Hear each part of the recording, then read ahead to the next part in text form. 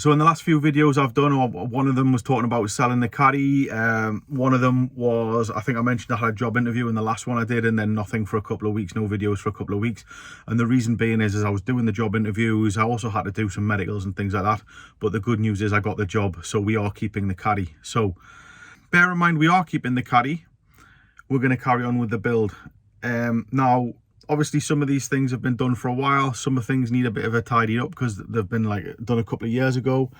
And then some things as well, on reflection now, I would just do differently. Just sort of the way it is, do you know what I mean? So yeah, let's do the outside and I'll talk about what I plan to do on the outside, and then we'll come on to the inside and talk about what I plan to do on the inside. It's also a beautiful day and really warm. Love the summer. So I've always classed it as my daily driver, but the reality is, as I was working from home, so I would only really drive it when I was going down to Wakefield or whatever, just straight down the A1, or alternatively if I was going mountain biking, so just wherever that was. And the height was also a little bit restrictive as well, so sometimes I got a bit worried. Because I'm going to be using it now as literally like a daily, like a proper daily, driving it every day to and from a place of work. I'm thinking I may change it up a little bit, and the first thing I think I may do is raise the suspension up. So I already know that in the new car park I'll be parking in, it scuffs a little on that plastic piece that I caught on the ground before. So I think I may raise it up a little bit, but when I say raise it up a little bit, I think we may do things slightly differently and go for like the swamper look. So put it back on its normal suspension, add raising blocks, and then go for some steel wheels with off-road tires. I think it's a cool look myself.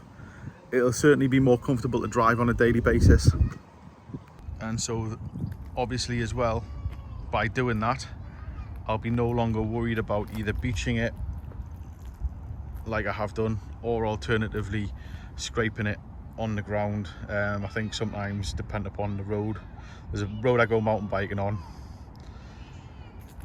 and it sometimes catches up the front, and then the middle bit catches on a lot of speed bumps as well. Anyway, so yeah, maybe, I think I'm going to put the original suspension back on, put some raising blocks on, lift it up quite high, and then put the original steel wheels. I may need to renovate those because they're a bit old looking and manky.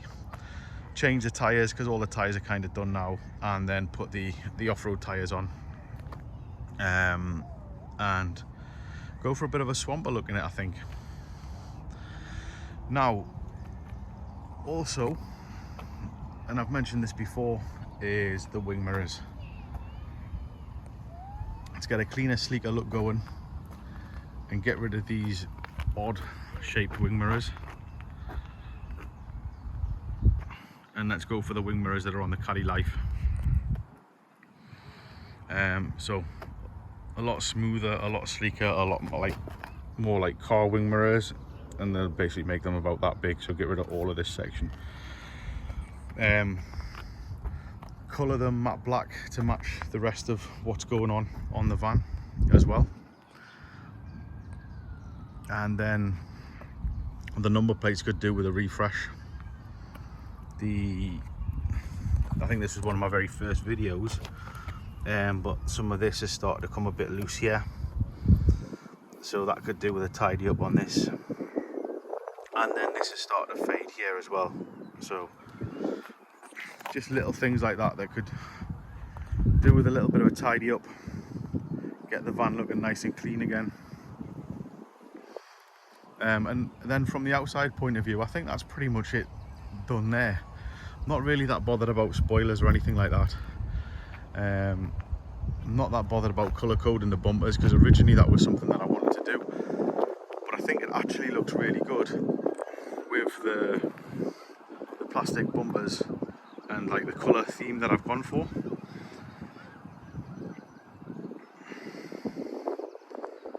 So yeah, there you go. So that would then move us on into the inside. Now Let's start with the first thing, and that is the remap. Business that I chose to do it, which was Revo, I chose it for a few reasons. Number one, they talked about the testing and how reliable it was, everything like that, and I can't fault it. I've literally had no issues, no engine management lights or anything like that since it's gone on the van. But with it, that made it a little bit more expensive at the time that I chose not to take was the ability to plug in and change to a different map that's less powerful. So I think there was 100 horsepower one, and then the one that I chose, which I can't remember the figures now. I think it's up near 180 or something like that, 185, something like that. But yeah, basically you've got the option to plug it in, put it on a lower map. I think that would help massively improve fuel consumption.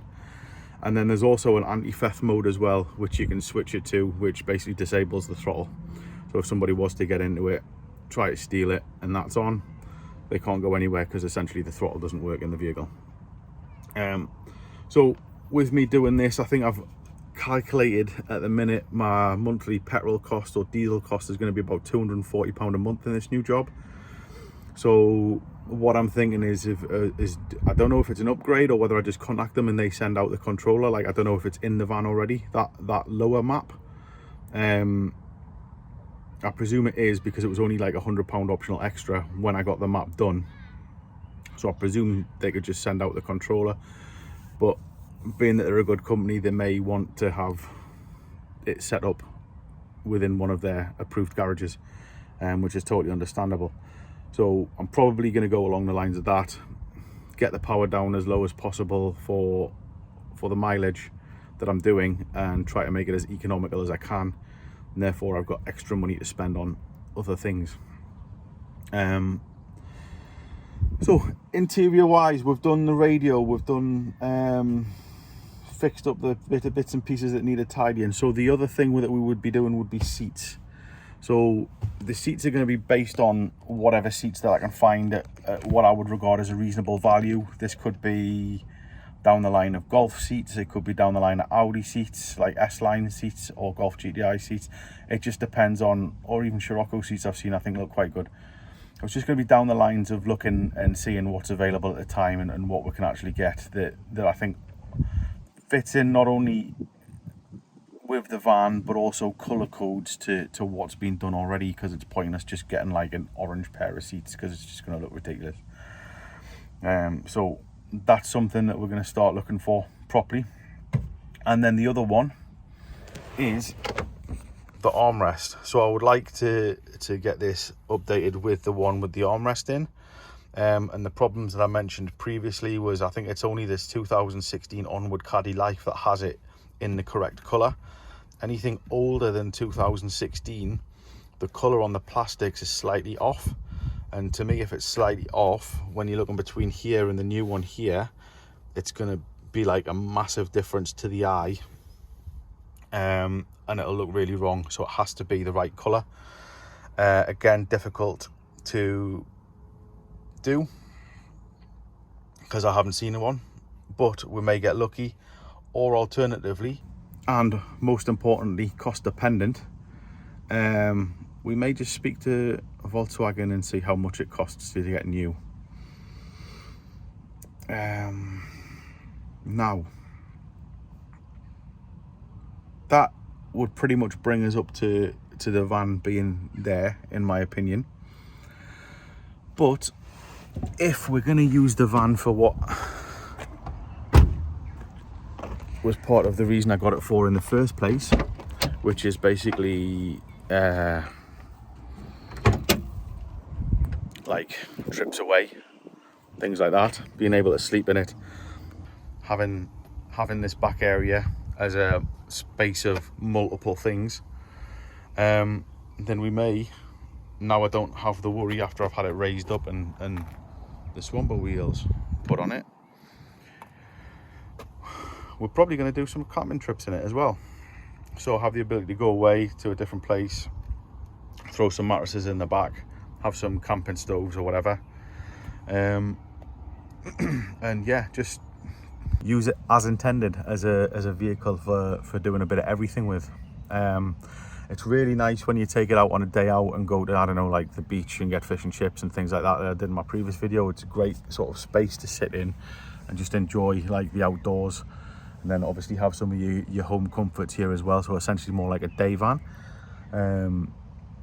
Great use of space, a great way to use the van. And so I think if you put in like maybe like an inflatable mattress with a blanket and things like that, and like I said, the camping stove as well, I think maybe you could extend that over into some overnight stays, and some little trips to do a bit of stealth camping. So yeah, so that's where we're at currently with the van. What you could do is, if you would do anything different to what I'm planning on doing, put in the comments. Obviously same platform, but everybody has different ideas. I'd be interested in hearing some people's ideas, see what they'd do if they were in this similar position. See, would they keep it low, would they go up, would they get air ride? Like obviously air ride is, the reason I've discounted that is it's just cost prohibitive basically. But yeah, it's always interesting to hear other people's opinions on what they would do. And for now, we're going to leave the video, and hopefully when I come back we'll have some of this work started in a bit. Bye bye.